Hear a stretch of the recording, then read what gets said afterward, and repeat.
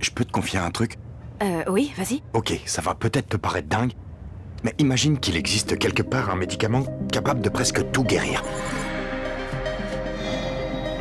Sérieux, un champignon? Oui, mais attention, pas n'importe lequel. C'est le caviar, l'orchidée fantôme des champignons.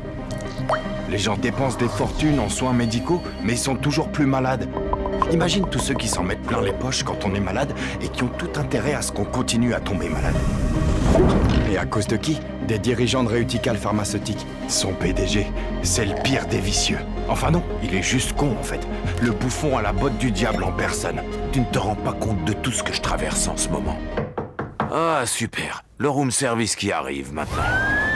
Bonjour à tous et à toutes et bienvenue dans la Watchlist, notre émission qui vous parle séries télé fantasy, fantastique et de science-fiction. Ici Guillaume et aujourd'hui dans cette Watchlist de rentrée, nous allons plonger dans l'univers d'une série d'animation qui a marqué l'année par son audace et sa singularité et que j'ai personnellement adoré, Common Side Effects.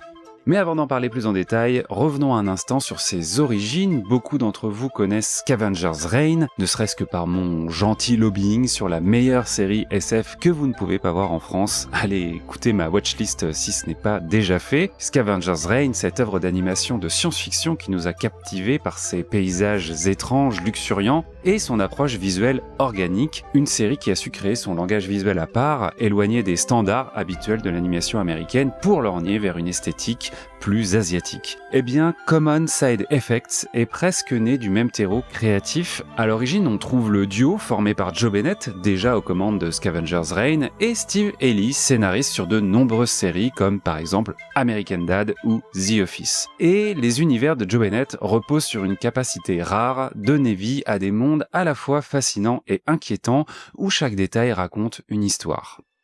Cependant, avec Common Side Effects, le terrain est différent. La série délaisse les étendues extraterrestres pour s'ancrer dans notre réalité contemporaine. Et pourtant, l'étrangeté n'est jamais loin car le récit s'intéresse cette fois aux médecines alternatives, aux expérimentations pharmaceutiques et aux dérives du progrès scientifique. Un terreau fertile pour un récit à la frontière entre magie de la nature et innovation inquiétante qui voit deux personnages, Marshall Cuso, génie scientifique vivant en marge de la société, et Frances Applewhite, assistante d'un grand patron pharmaceutique, œuvrer à la reconnaissance des bienfaits d'un miraculeux champignon péruvien, on l'imagine, pas tout à fait avec les mêmes objectifs en tête. Ce qui frappe d'abord, c'est la qualité visuelle. Un design à la fois minimaliste et riche en textures qui reprend l'élégance graphique de Scavenger's Reign, mais en l'adaptant à un environnement plus familier. Les couleurs, les ambiances, les cadrages, tout est pensé pour créer un sentiment de décalage subtil, comme si le réel pouvait basculer à tout moment vers le fantastique, à l'image de la proportion même des personnages, au physique proche de l'esthétique SD ou chibi. Ensuite, il y a la force de l'écriture. Common Side Effects explore des thèmes profonds.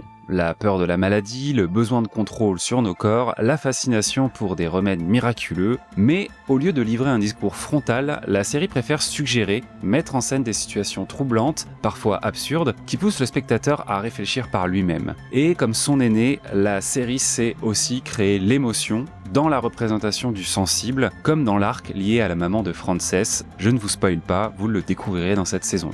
Enfin, impossible de ne pas parler du rythme. Loin des séries frénétiques et bruyantes, Common Side Effects ose la lenteur, le silence, l'observation. On prend le temps de contempler une scène, de ressentir l'inconfort ou l'émerveillement qu'elle dégage. Un choix artistique assez audacieux de nos jours, qui donne à la série une identité unique. En résumé, Common Side Effects n'est pas seulement une nouvelle série d'animation, c'est une expérience sensorielle, un prolongement naturel de l'univers amorcé dans Scavenger's Reign, mais transposé dans un contexte beaucoup plus proche de nous. Et c'est précisément ce mélange, le familier et l'étrange, le quotidien et l'anxiété latente, qui en fait toute sa force. Alors si vous aimez les œuvres qui sortent des sentiers battus, qui bousculent notre regard et nos habitudes de spectateurs, Common Side Effects mérite vraiment votre attention.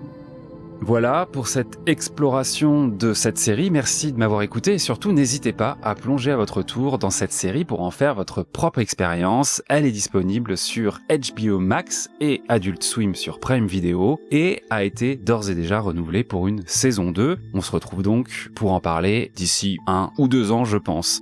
Merci à tous et à toutes de votre écoute. N'hésitez pas à vous abonner à l'émission Spoilers sur votre fournisseur préféré de podcast et à nous mettre 5 étoiles et un petit commentaire si vous en avez l'envie. C'est la meilleure manière de nous soutenir en 2025. Le podcast est un peu à un rythme de croisière lent en 2025 et pour cette reprise parce que on travaille d'arrache-pied à l'émission Spoilers version vidéo. Je vous invite à aller découvrir ça sur la chaîne de CHP et en lien de tous nos réseaux, principalement Blue Sky et Instagram, pour voir une version évoluée de nos émissions où l'on traite de thématiques comme le cliffhanger ou alors de séries en particulier, comme par exemple avec la prochaine vidéo qui sera centrée sur la saison 2 de The Last of Us. Merci à celles et à ceux qui nous suivent et qui nous mettent d'ores et déjà un gentil commentaire et quelques étoiles, et à bientôt pour de nouveaux podcasts. Salut!